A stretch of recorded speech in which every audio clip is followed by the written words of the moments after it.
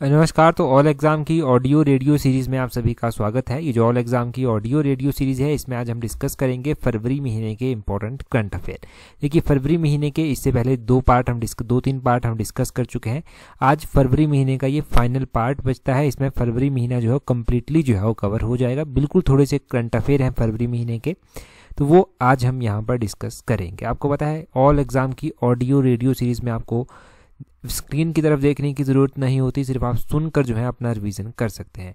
इसके बाद हम एक कंपाइल पार्ट जो है वो लेकर आएंगे, जिसमें जनवरी और फरवरी ये दोनों महीने के करंट अफेयर जो है वो एक ही वीडियो में डिस्कस किए जाएंगे। तो चलिए स्टार्ट करते हैं फरवरी महीने के जो इंपॉर्टेंट करंट अफेयर बच गए हैं उन करंट अफेयर से। अभी देखो, एक डाटा सामने आया या फिर एक रिपोर्ट सामने आई जहां से ये पता चला कि इंडिया का कौन सा ऐसा स्टेट है जो क्लाइमेट को देखते हुए सबसे वल्नरेबल है, मतलब सबसे कमज़ोर है। तो इंडिया का बिहार का रीजन ऐसा है जो क्लाइमेट वल्नरेबल है बहुत ज़्यादा। बिहार के बाद जो है वो अगर किसी स्टेट का नंबर आता है तो बिहार के बाद जो है वो उत्तर प्रदेश जो है वो श्रेणी में आता है। बिहार के बाद उत्तर प्रदेश ऐसा स्टेट है जो श्रेणी में आता है। साथ में ही आपने ये भी ध्यान रखना है कि बिहार के बाद उत्तर प्रदेश आता है और उत्तर प्रदेश के बाद असम आता है। परंतु इन टर्म ऑफ कंट्रीज अगर बात की जाए तो कंट्रीज में चाइना ऐसी कंट्री है जहां पर जो सबसे ज़्यादा क्लाइमेट वल्नरेबल है।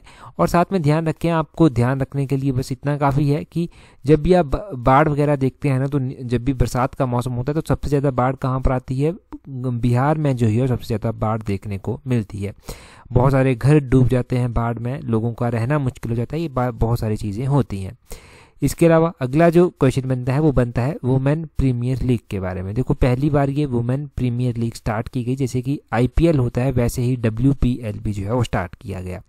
अब आईपीएल जो है वो स्टार्ट किया गया तो ये इस बार की जो एडिशन थी ये मुंबई में जो था वो स्टार्ट की गई। आपने ध्यान रखना है कि यहाँ पर सबसे महंगी प्लेयर जो पहली बार ही बिकी हैं वो बिकी हैं स्मृति मंदाना। ये 3.4 करोड़ की जो है वो बिकी हैं। और आपने ध्यान रखना है कि कौन सी टीम ने जो है वो इनको परचेज किया है। अलग अलग टीम्स होती हैं, जैसे आईपीएल में है वैसे ही WPL में, तो RCB रॉयल चैलेंजर बेंगलुरु ने जो है ये इनको परचेज किया है। टाटा ग्रुप है जिसने स्पॉन्सरशिप की जिम्मेवारी ली है, ये भी ध्यान रखें। साथ में ही क्रिकेट से जुड़ता हुआ एक और क्वेश्चन कि रणजी ट्रॉफी हुई, तो रणजी ट्रॉफी की कौन सी स्टेट ने जो है जीती?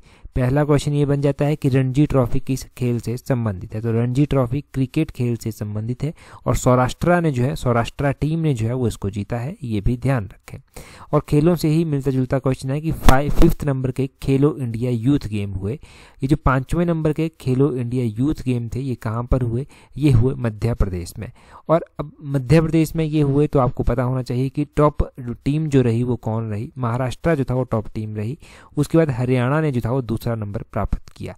और साथ में ही ध्यान रखें कि 2021 में जो था वो हरियाणा ने जो था वो इसको होस्ट किया था। हरियाणा में जो था ये गेम्स हुई थी, ये पता होना चाहिए। तो ये 5th नंबर की जो खेलो इंडिया गेम्स है उनके बारे में आपको पता चल गया। और अर्जेंटीना का एक ओपन टाइटल खिताब होता है, तो अर्जेंटीना ओपन टाइटल खिताब जो 2023 का है वो किसने जीता है?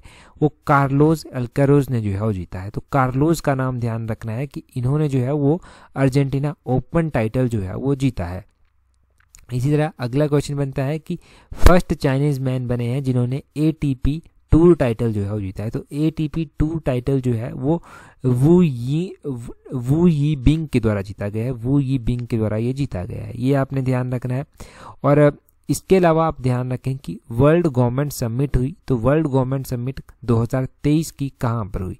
अलग अलग कंट्रीज ने यहाँ पर भाग लिया, तो इंडिया ने भी जो था वो यहाँ पर भाग लिया। तो वर्ल्ड गवर्नमेंट समिट जो था वो दुबई में देखने को मिली।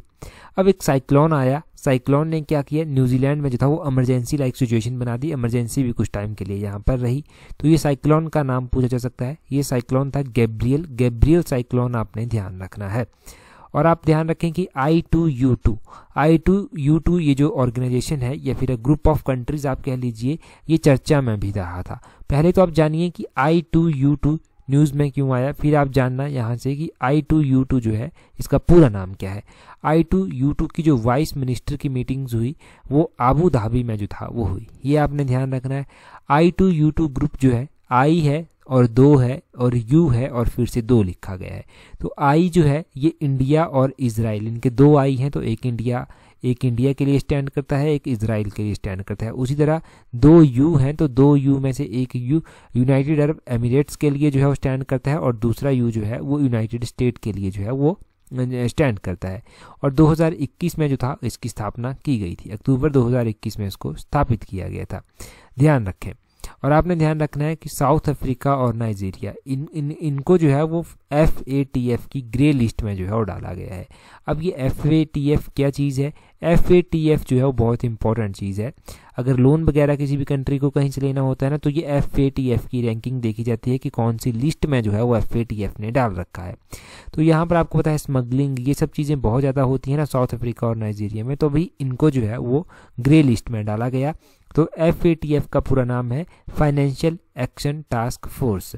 ये आप ध्यान रखें, फाइनेंशियल एक्शन टास्क फोर्स जो है ये इसका पूरा नाम है। और फाइनेंशियल एक्शन टास्क फोर्स का जो हेडक्वार्टर है वो पेरिस फ्रांस में इसका हेडक्वार्टर है।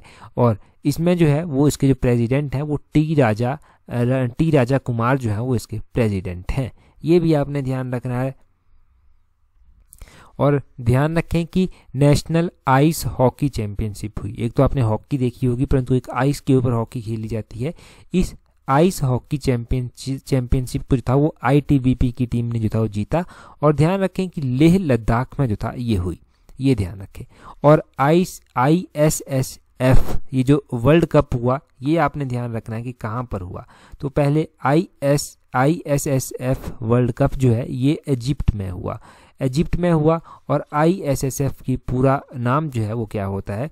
तो ISSF का पूरा नाम भी ज़रूरी है। इसका पूरा नाम क्या होता है? इसका पूरा नाम है international shooting sports federation. International shooting sports federation इनकी शूटिंग से संबंधित जो है ये है। तो इंडिया को यहाँ पर गोल्ड मेडल जो है वो दिलाया। गोल्ड मेडल किसके द्वारा दिलाया गया?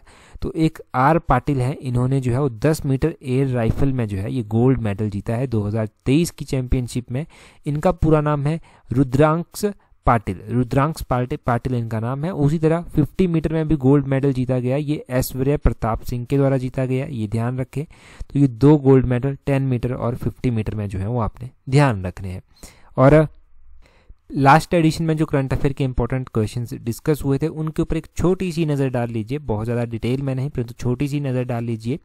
एरो इंडिया 2023 का जो बेंगलुरु में जो था एक समिट हुआ था, इसमें D4 ड्रोन सिस्टम जो था वो दिखाए गए थे। ये D4 स्टैंड करता है ड्रोन डिटेक्ट डेटर डिस्ट्रॉय के लिए। और इसी तरह आपने ध्यान रखना है कि जो अमन एक एक्सरसाइज कंडक्ट करवाई गई, ये कौन सी कंट्री ने कंडक्ट करवाई? तो ये पाकिस्तान ने जो था वो कंडक्ट करवाई। और दूसरे इसके अलावा आप ध्यान रखें कि 46 नंबर का इंटरनेशनल बुक फेयर जो था वो कोलकाता में हुआ। इसको 46 इंटरनेशनल कोलकाता बुक फेयर भी कहा गया।